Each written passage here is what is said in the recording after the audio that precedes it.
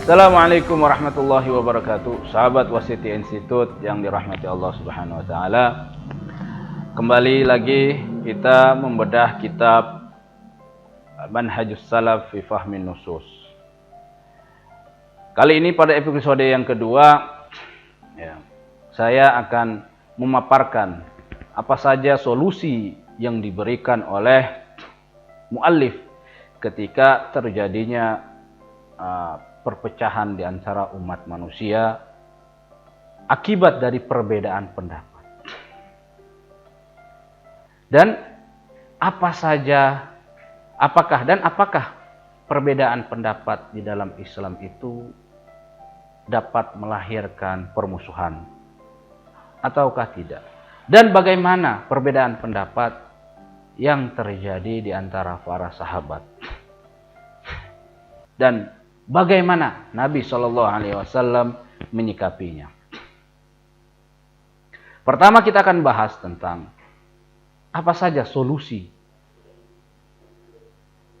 ketika pada hari ini yang umat terpecah belah karena perbedaan pendapat. Menurut muallif, beliau mengatakan innanal yaum fi asyaddil hajati ila jam'il kalimah li jam'i syamli. Sesungguhnya kita ini sekarang sangat membutuhkan yang namanya menyamakan tujuan guna menyatukan umat, guna membangun sebuah persatuan. Wa inna nahtaju ila an nuwahhidas sufufal islamiyati, dan kita sekarang butuh untuk menyatukan barisan Islam, syababan, baik itu dari kalangan pemuda, wa ulamaan, dan juga kalangan para ulama, wa tullaban, dan juga para talibul ilmi. Wa hadza la yamna'u an takuna hunaka masaila khilafiyah. Dan itu persatuan tersebut tidaklah mencegah di antara kita terjadinya khilafiyah, perbedaan pendapat. Yang perbedaan pendapat ini tidak akan menuju kepada permusuhan. Sebagaimana yang terjadi di zaman para sahabat. Mereka berbeda pendapat.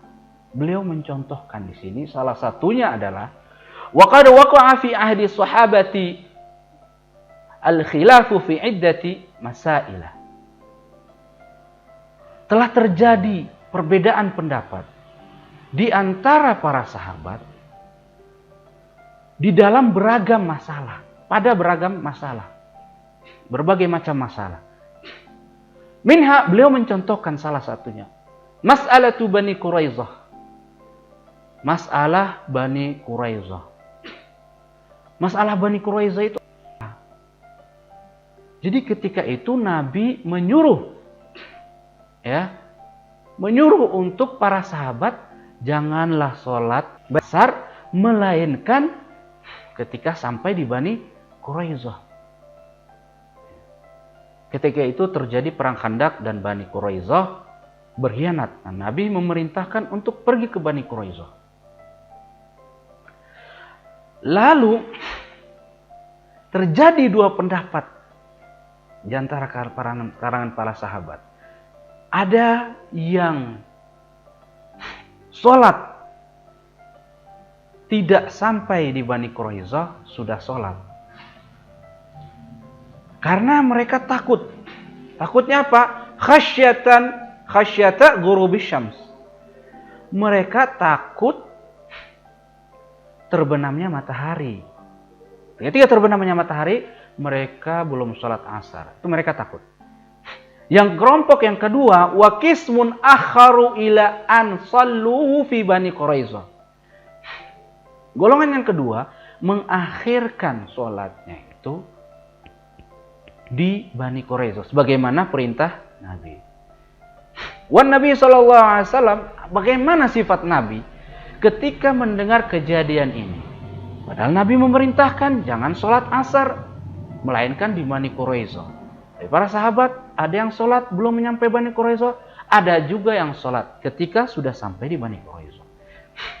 Aqarral qismaini. Ya, Nabi membenarkan tindakan keduanya. Wa radiya 'anil fi'lain. Beliau ridho terhadap pendapat-pendapat para sahabatnya. Dan ini menarik. Nabi tidak marah. Nabi malah ridho. Dan ada lagi contoh yang lain yang terjadi di zaman Nabi. Ketika seorang sahabat waktu itu tidak ada air. Sehingga pada akhirnya ada yang bertayamum. Ya. Dengan tayamum yang sebagaimana kita ketahui saat ini. Ya, dengan mengusap tangan dan wajah. Ada yang bertayamum dengan guling-guling. Karena mereka berijtihad ketika itu. Lalu sampai kepada Nabi tentang perkara hal tersebut. Dan Nabi membenarkan, artinya Nabi SAW tidak mencaci maki sahabat yang guling-guling. Dan tidak menyuruh para sahabat yang bertayamum dengan berguling-guling di tanah itu, ya, tidak menyalahkan mereka. Lalu Nabi mengajarkan tayamum yang benar seperti apa. Dan tidak menyuruh mereka mengulang. Ini sikap dari Nabi yang dijadikan sebagai landasan untuk menyatakan bahwasanya di dalam Islam perbedaan pendapat itu mendapat ruang dari Nabi Shallallahu Alaihi Wasallam. Di dalam Islam kebebasan berpendapat itu mendapat ruang dan diapresiasi oleh Rasulullah Shallallahu Alaihi Wasallam. Dan di akhir mukaddimah ini beliau menuliskan, mengutip pendapat guru beliau Syekh Hasan Yamani yang mengatakan bahwasanya inna talibal ilmi kullama zada fiqhuhu wa nazruhu fil mazahib qalla inkaruhu 'alan nas. Beliau berkata, sesungguhnya talibul ilmi, ya, ketika bertambahnya pemahamannya di dalam mazhab, maka akan sedikit dia mengingkari pekerjaan yang dilakukan oleh umat. Dan di zaman dan beliau juga mengutip perkataan guru beliau Syekh Muhammad Nur Saif bahwasanya yang mengatakan inna aktsaral masyakili wal masaibi ta'ti mimman yatasaddaru lil amri bil ma'ruf wan nahyi 'anil munkar wa huwa laysun bi ahlin. Artinya paling besarnya musibah dan paling besarnya permasalahan umat ini adalah orang-orang yang menegakkan amar ma'ruf nahi munkar, namun dia tidak memiliki pemahaman tentang hal tersebut. Sahabat Wasitiyah Institut yang dirahmati Allah Subhanahu wa taala, sampai di sini saja kebersamaan kita pada kesempatan kali ini. Terima kasih atas perhatiannya. Insyaallah di episode ketiga kita akan membahas tentang akidah. Billahi taufiq wal hidayah. Wassalamualaikum warahmatullahi wabarakatuh.